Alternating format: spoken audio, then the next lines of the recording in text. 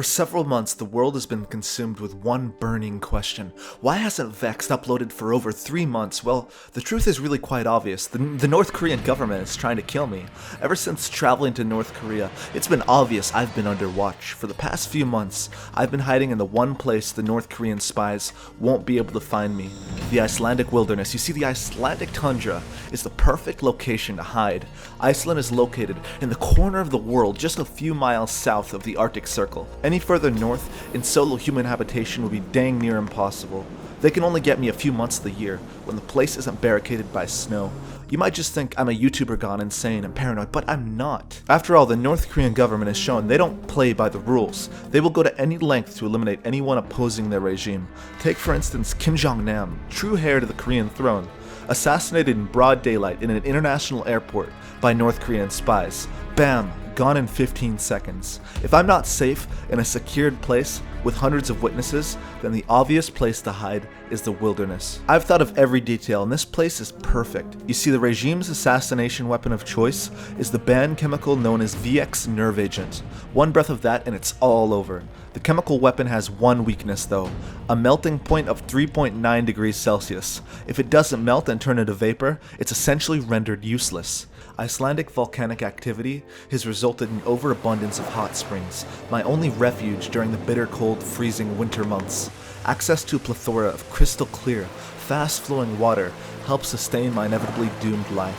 Additionally, boiled volcanic water is able to kill off remaining bacteria and parasites. All this manages to keep me alive. The natural beauty of the heath keeps me calm and gives me sanity during my otherwise torturous and meaningless solitary existence. Every once in a while, my memories of North Korea resurface, triggering my post-traumatic stress disorder, sending me into a violent, unstoppable rampage. But at least hundreds of miles from civilization, people are safe from me, and I'm only a danger to myself. Survival isn't easy.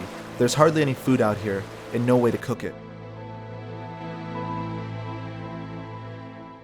A lot of people have done some pretty stupid things in their lives, and I can say by far one of the most idiotic things I've ever done was illegally entering North Korea. I haven't talked about this before because it really doesn't feel real. When I say I went to North Korea, it just doesn't seem like it actually happened. And not only that, I was almost caught illegally entering North Korea and sent to a prison camp.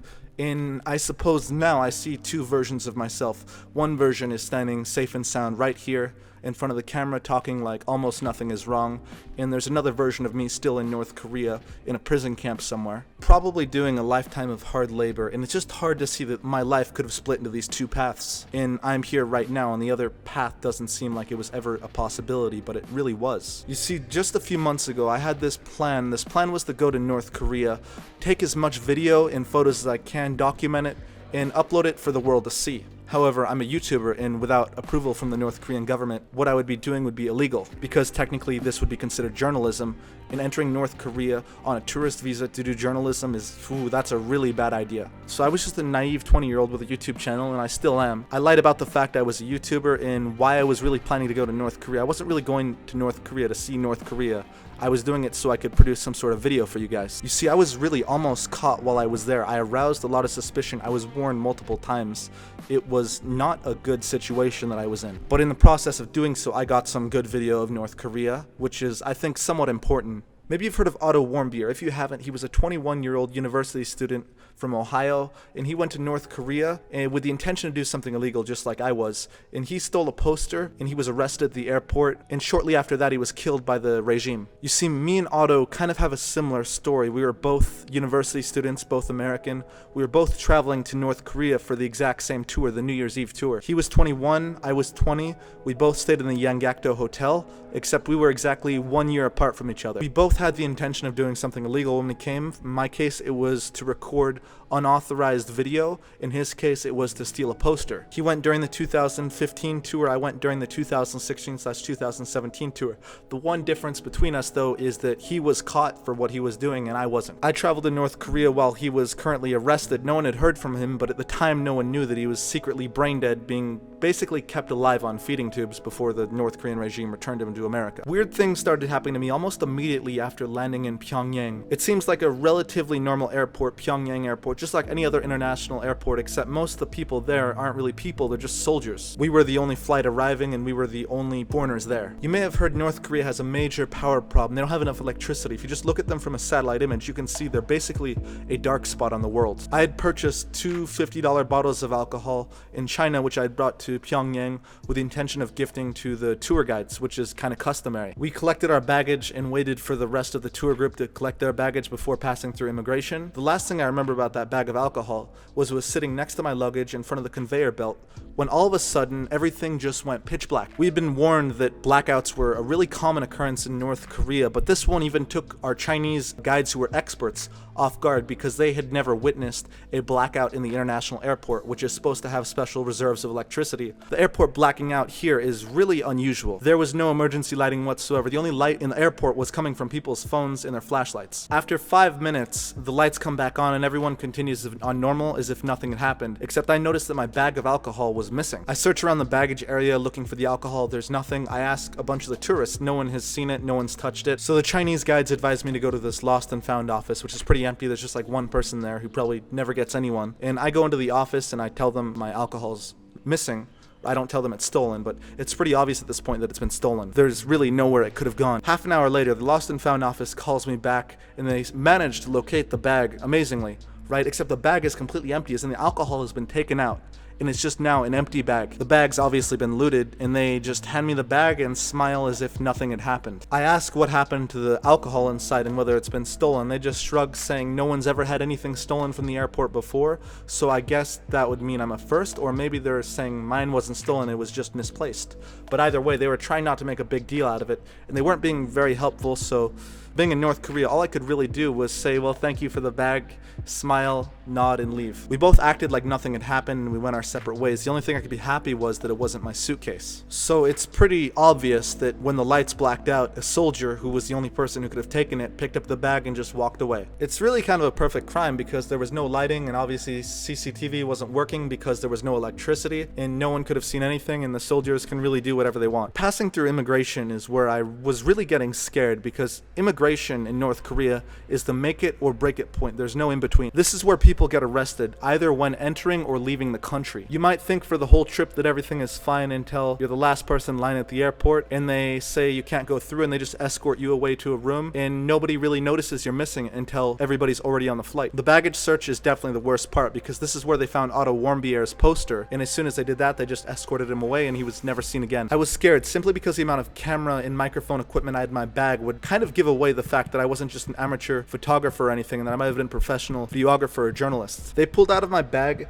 a Canon 70D, a GoPro, a head strap, a laptop, a shotgun microphone, a camera tripod, a Blue Yeti microphone, batteries, and 500 gigabytes worth of SD cards. I had a lot of gear with me, which was really quite stupid because it wasn't subtle at all. The soldier searching me definitely knew that what I was bringing was basically professional equipment, and a lot of it for a 5-day trip only. During this whole search, my heart was basically pounding, adrenaline was going through my body, and I was just trying my best to appear calm, collected, and act like I wasn't feeling anything. The soldier turned around to me and straight up just looked at me and said, "Why do you have so much equipment? Are you a journalist?" And obviously this was the question where if you answer yes to, you get escorted away, and if you say no, maybe you'll be okay. So I just told them no, it's just some Christmas presents that I'd recently gotten. I wanted to test them out while I was here. I told him I just wanted to capture as much of North Korea as possible because this was a once-in-a-lifetime opportunity, and apparently I hadn't given away how scared I was because he just nodded and acted like it was nothing. Had I answered yes to his questions, I would have been arrested on the spot for being a journalist under a tourist visa in North Korea, and I don't think I would have been treated too kindly for that. At the time, me and the soldier were basically in two different mental states. I was in complete panic, and he was probably completely bored just searching tourists. I just found it amazing how, despite being in two different mental states, neither of us gave anything away. Taking video in North Korea was surprisingly difficult and extremely stressful, but not really for the reasons I expect. You see,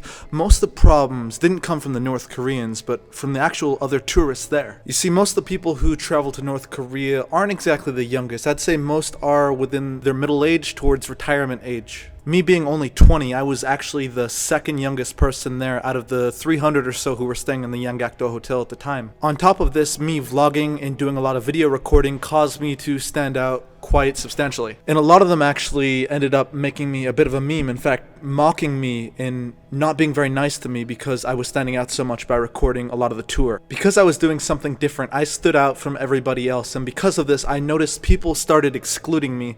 Whenever I'd sit down to drink, people wouldn't be very welcoming. Whenever I'd sit next to them on the bus or try to strike up a conversation, they wouldn't be very eager to engage with me.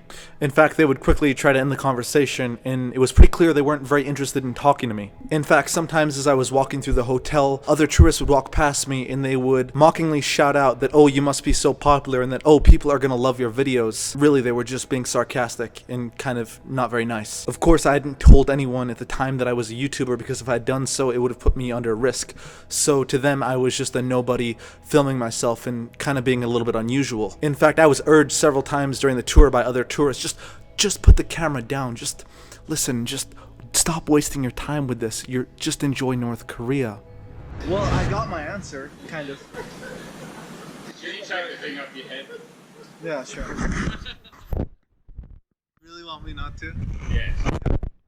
In fact, I believe on the last day I was talking to a French guy who was maybe age 30 to 35, and he had told me, your life must be very sad if you have all the time to go home and review this video. The level of hate I got just for recording video really struck me off guard, because this wasn't what I expected in North Korea, especially not from tourists. I expected my main problems to be from the North Koreans. Being excluded, called names, sarcastic comments even when I walked past groups of people, that was all the kind of stuff that I faced while being there. In fact, this actually kind of reminds me a lot of high school, except the people are 50 and 60 years old, except making jokes at the expense of a 20-year-old. A lot of people would say the high school mentality ends after high school, but something really valuable I learned from this experience was that it can happen with anyone at any age, in any place. In fact, this was probably one of the most demotivating things during the whole time. Several times I was kind of about ready to give up, about ready to stop recording myself, but then I decided, okay, I need to power through this, just ignore the comments and all the thoughts of everybody else, and not let what middle-aged people think of me stop me from doing what I know is right. One of the worst parts of this whole experience was being mockingly called a YouTuber,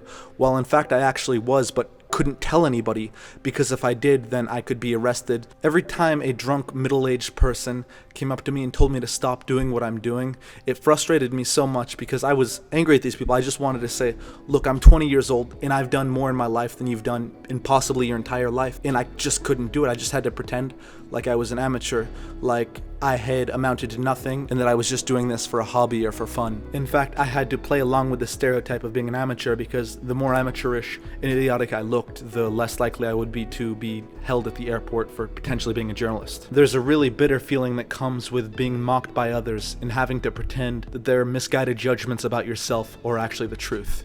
An issue I consider completely different from recording myself was the recording of other people, which also posed quite a problem. I avoided this, but honestly, no matter what I could do, a Westerner or something would often end up in the background of my video, which honestly even I didn't want, because it kind of ruins the experience of North Korea. What really irked me out about North Korea is the fact that the tourists there would get really mad at you if they somehow accidentally ended up in the background of your video. One instance of this was when I was in an elevator, just walking around with a GoPro on my head, seeing what activities the hotel had to offer. When in the elevator, from a group of people, a lady stopped me and asked me if I was recording. Of course, I told her I was, and she told me to immediately stop recording. I'll come in then, guys. Are you going down? Yeah, we're going down. Yeah. Woo! That's not on, is it? It is. Can you turn it off? I don't want to be filmed. Oh, of course. Yeah. Normally it isn't such a problem to ask someone to stop recording you and let that be that, but you have to remember this is North Korea, and the more you think about it, the more stupid it kind of becomes. First of all, you're in North Korea, you travel to the least free country in the world, and you have any expectation of privacy whatsoever. Secondly, there's a camera in the elevator recording video and audio at all times. Thirdly, the Yanggakdo Hotel actually has an entire floor dedicated to monitoring guests 24 hours a day, 7 days a week. Fourthly, my GoPro videos were around 1 hour each, and no one really cares about a random tourist in the background of the video. Nobody cares about who you are or the fact you're in an elevator. The ironic part about asking me not to record you and to end my recording is that now you have differentiated yourself from the hundreds of other people in the video. You've now stepped into the limelight and you've made yourself stand out. It's funny because this video was honestly extremely uninteresting and would have just sat on my hard drive for probably a few years before it's deleted. And the fact that you asked me to stop recording you, you're now one of the only pieces of evidence I have of the complications I was facing from other tourists. By far the worst experience I had with tourists in North Korea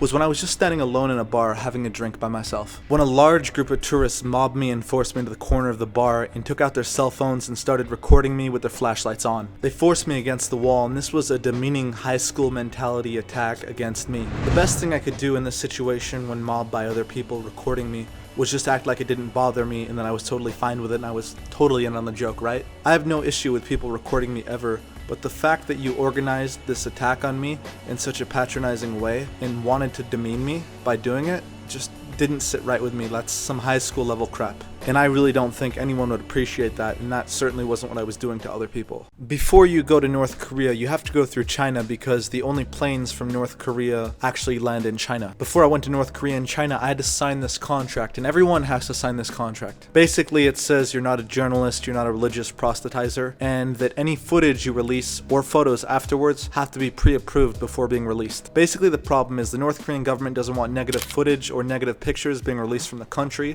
but they really have no power to stop people once they're outside North Korea. So the North Korean government found an interesting solution to this dilemma. You see, only certain tour companies are allowed to actually take tourists to North Korea, and if any journalists travel with these companies, then that company essentially gets a ban from taking tourists abroad, and that's happened before. So in order to stop leaks of negative photos or video, the travel companies essentially have you sign a piece of paper that says you can be sued if you release video that causes future harm to their company. So essentially, if you go to film or take photos in North Korea, the only stuff that can be released is positive information about North Korea. So North Korea solved this problem really cleverly by using travel companies to censor information in a completely legal way. There's actually plenty of examples of this happening. Just take, for instance, this video by National Geographic of a North Korean ski resort. It has 2 million views, and it actually makes North Korea look like an amazing place to travel to. They have drone shots, beautiful scenery, slow motion footage, sport. It actually makes North Korea look amazing. That's some nice steep slopes. We can go get some speed on that. Basement where all the excitement of the hotel happens. There you go. That's it. Hold that. Toes up.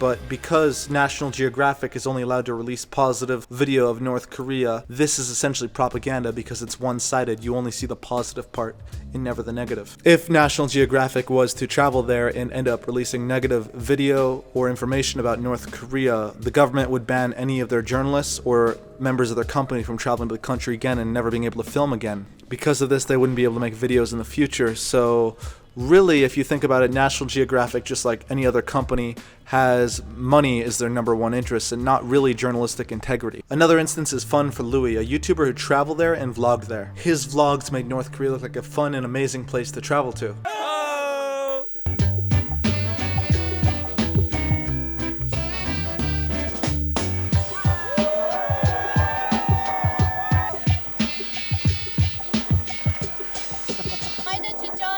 Yeah, oh, there's not enough surfboards, but when... I want you to join it.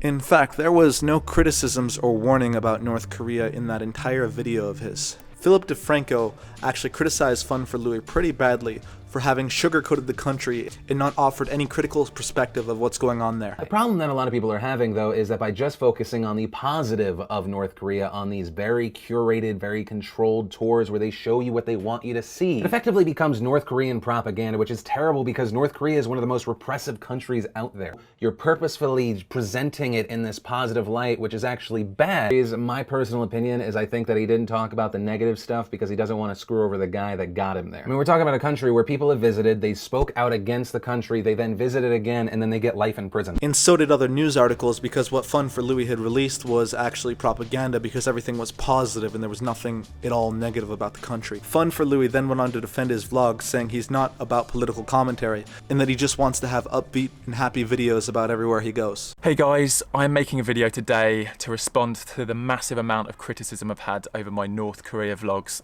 I'm not an investigative journalist, I don't really do political commentary. He briefly touched on not wanting to jeopardize the non-profit organization who helped him get there, because doing so would possibly restrict their travel in the future. So I want to explain how I ended up going on the trip now.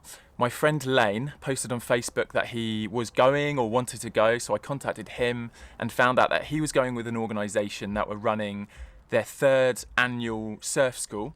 So the guy organising these trips has been visiting North Korea for 17 years, doing humanitarian relief work. He doesn't work for the government, but he has been building a relationship with the government and with the people there.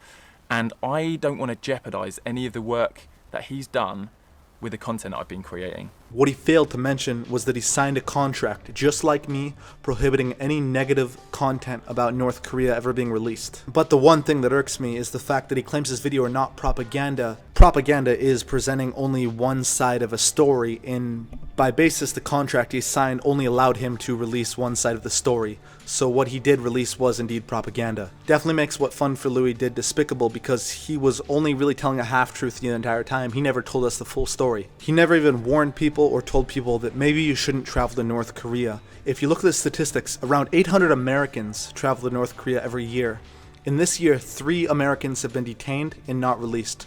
So 800 divided by 3 is about 260. So there's a 1 in 260 chance of an American traveling to North Korea and being held in a prison camp, having their human rights taken away from them, and possibly even killed, as in the case of Otto Warmbier. Louis, you need to understand that any video you make will have consequences down the line. Your videos, Louis, definitely did encourage people, not just me, to travel to North Korea, and you put them at unnecessary risk. By far the most dangerous thing I did in North Korea was sneak out of the designated area on New Year's Eve. You see, we'd been taken to an ice sculpture exhibit just outside Kim Il-sung Square, which is right across from this place. It's like a big library, and it looks like a big palace. Alright, so Kim Il-sung Square is this place where you ever see pictures of North Korean military parades?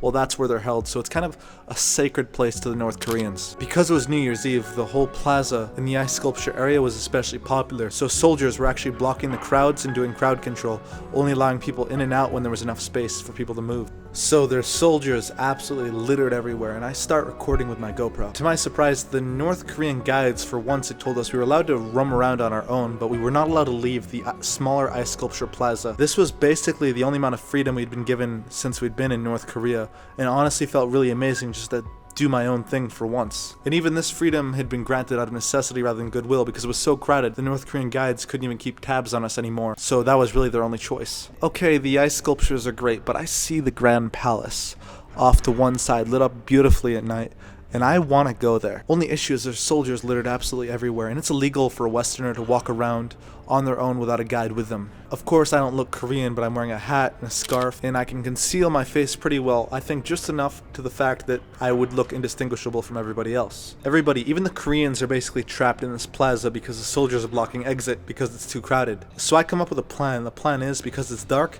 and I have clothing covering most of my face, if I just walk into the middle of one of the Korean crowds waiting to cross the street, then I can probably walk out on my own without being recognized. So just in case, I talk to the GoPro and I say, alright guys, I'm really not sure if I'm allowed to do this, but I'm pretty sure I am, even though I know I'm really not. That's just kind of an alibi.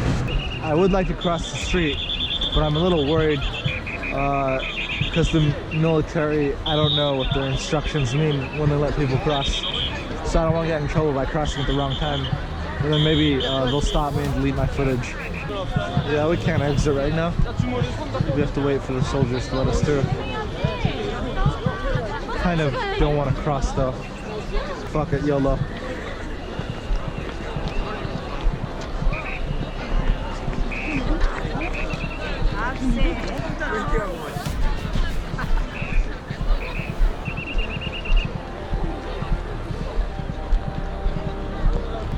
Now this is the plaza. There's so many soldiers here.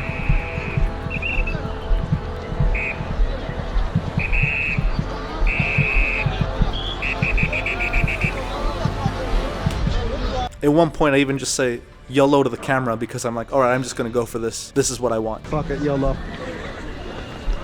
Even if I do get caught, I can probably just claim ignorance, I think. So I join the crowd, my heart starts pounding. Eventually the soldiers let everyone cross the street. I'm in the middle of the crowd. I manage to get past the soldiers without an issue. Nice. While all the other tourists are locked away in that plaza, I'm basically walking around Pyongyang on my own, unaccompanied. So I'm just exploring, and I notice obviously a lot of Koreans are kind of staring at me because they can see I'm a Westerner, and they haven't seen many Westerners in their life, to be honest. So I just try my best to keep my head down and keep going. So I see in the square there's lots of kids playing with balls and stuff. I try to get some kids to pass a ball to me. With no success, they weren't really that eager to interact with me. Eventually though, I managed to find a crowd of kids and I convinced them to toss the ball at me.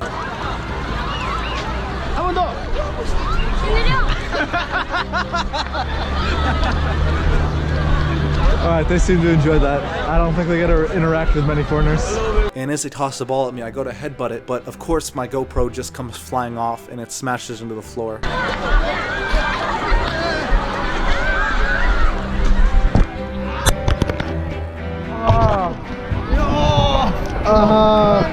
Obviously the lens breaks. I'm really panicked because I'm outside of where I'm supposed to be, and I think I've just broken my GoPro, the lens has come off, so I just turn off the recording at this point. This is the one time in my life I wish I was recording, but stupidly I wasn't. After I stop recording, I'll start walking back towards the ice sculpture plaza to get back inside, when this kid sees me. And out of the hundreds of people in the plaza, he's the only one who actually had the courage to approach me. He comes up to me and says hello, and I smile and I say hi back, but it's pretty obvious that his English is really not very good at all. Obviously he doesn't speak much English and I have absolutely no Korean. Despite this, I try to talk to him because this is really my only chance to talk with a North Korean without having it scripted. He asks me my age and I say I'm 20, and I ask his age and he says he's 15. He asks me where I'm from and he doesn't seem to understand the word Ireland, so I just explain I'm from America. He asks me what I think of Pyongyang and I give him a neutral answer. I just say, oh, it's very different and very interesting, which is technically true. Pretty quickly we hit the limits of his English and we run out of things he's able to talk about. This though is probably one of the most touching moments of my life. For whatever reason, he decides to grab my hand and he holds it tightly and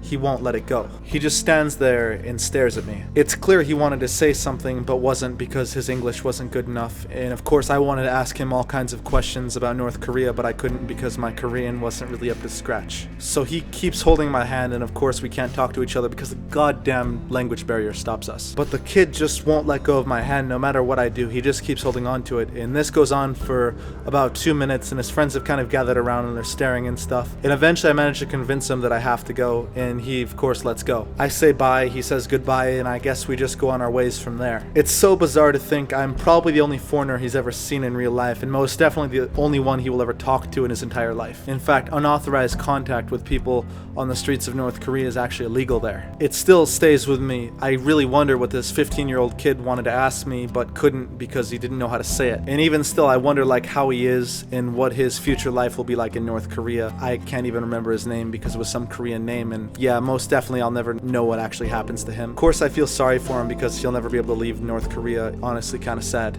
Before I left, I said he should study more English, and I hope maybe I had some sort of positive impact on his life, being the only foreigner he's ever spoken to, and I hope that maybe I was able to dispel some of the stereotypes he might have had about us. I really hope he'll be able to see past the propaganda about foreign countries and foreigners. I hope I left the impact, and I know he definitely left an impact on me. I continue on my way back towards the edge of Kim Il-sung Square, and eventually I reach the point where there's soldiers and I have to cross the street again. So I pull my hat down, I pull my scarf up, I join the middle of the crowd just like I had before. I just wait for the right moment to pass. Eventually the soldier signals everyone to move into the new plaza, and I walk, and eventually the dude puts his arm down and blocks the crowd right where I'm now at the very front row of this crowd. I'm in plain sight, but I just look down and try to act normal and act like I'm not really worried and not suspicious at all. Because the crowd had moved so far up, the soldier actually tells everyone with his hands to like move back and stuff, and everyone starts moving back, including myself. I reach the point where I'm not able to move back any further without pushing people over or hurting anybody. And out of nowhere, he just comes up to me and he pushes me over, and I fall on my ass, and of course I get back up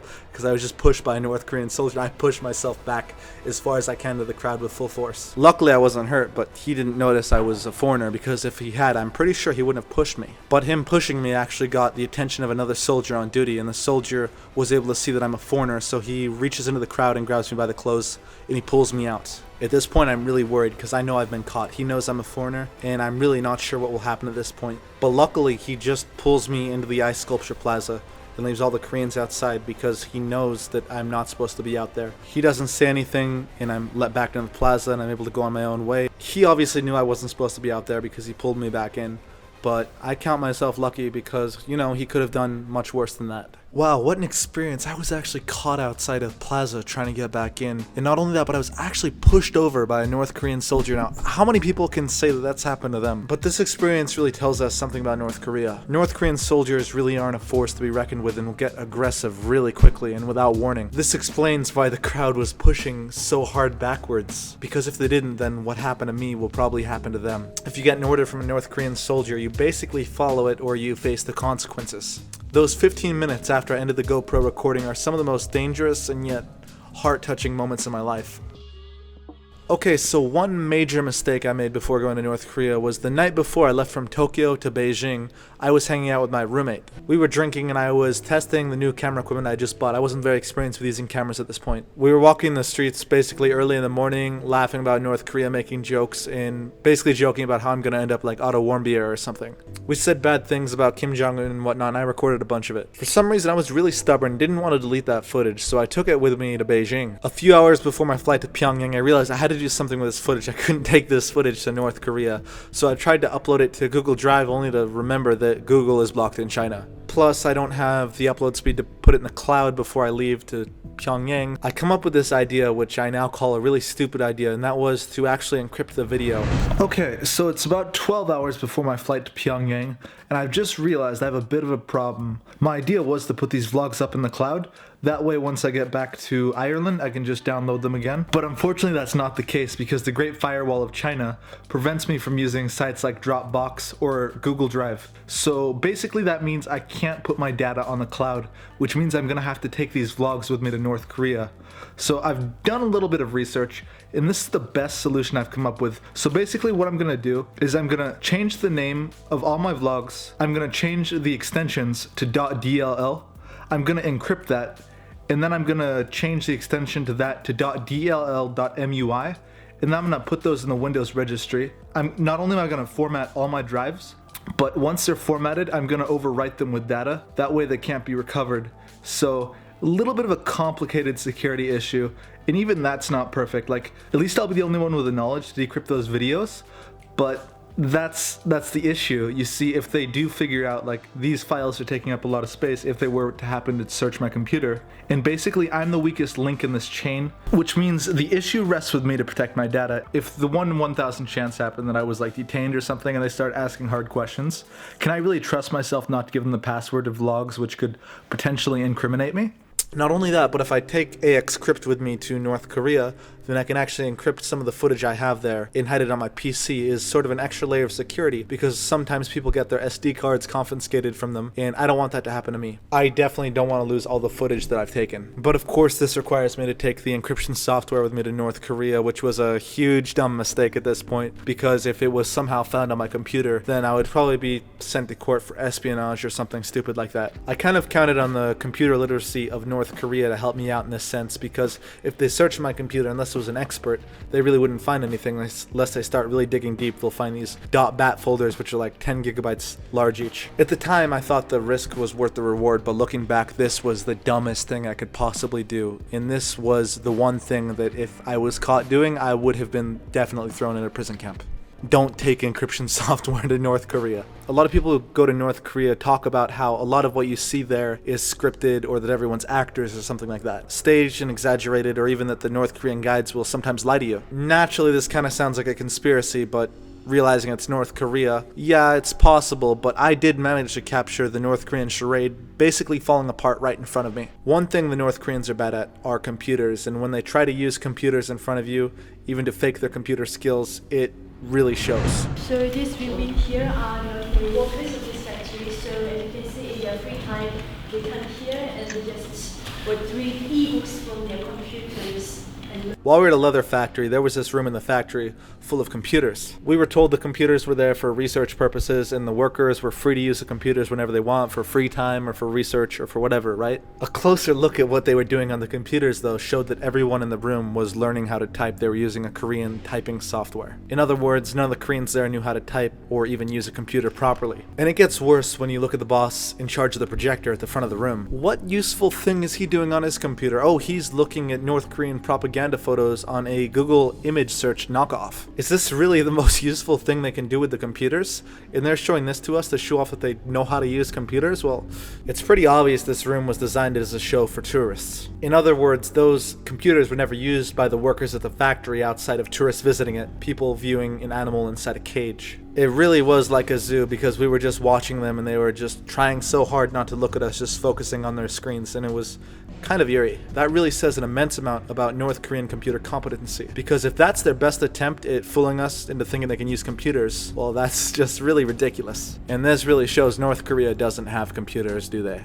Poor computer skills had further been shown in this massive library. You see, in this library, there was this rocket right in the middle of it, which had launched a North Korean satellite into space. Surrounded by the rocket were thousands of computers on multiple stories of the library. These computers were basically at the center of the library, and the whole design of the library was very modern and futuristic. However, only an absolutely tiny number of these computers were actually being used. And the computers that were being used almost entirely by children. Walking around the library, I noticed there was two different things the kids were doing on the computers. They were either using that program to learn to type Korean, or they were watching cartoons. They really weren't putting these computers to any sort of good use. Looks like most of the kids are either learning to type or they're watching videos, which is pretty cool. Like, they have access to these computers because they're in Pyongyang. And besides the photo I've shown, there were more computers in a different part of the library, like absolutely hundreds of them, and there was only like 2 or 3 people using these computers. So somebody asked the question of, like, where are all the people? Like, this place is massive, and it's like, it's mostly empty, and it seems just because it's New Year's Eve, there's really nobody here. And considering, like, this place hits thousands, like, it's just completely empty. One of the most bizarre things about this library and these computers is that Kim Jong-un had visited a year or 2 ago, and he had actually sat down in one of these chairs. And this computer and chair he sat down at actually had a plaque to signify that he had sat here and basically glorified it with his presence. And even though those computers were barely being used, I'm pretty sure that particular computer, the last person who sat in it was Kim Jong-un, because no one would dare disrespect him by sitting in that holy chair. I asked one of my North Korean guides how the North Korean internet works, and she explained that specialists basically scour the World Wide Web and they find anything useful or productive and save it to North Korean computers. So basically anyone in North Korea with internet access only has access to these North Korean servers, and all that stuff has been carefully gone through.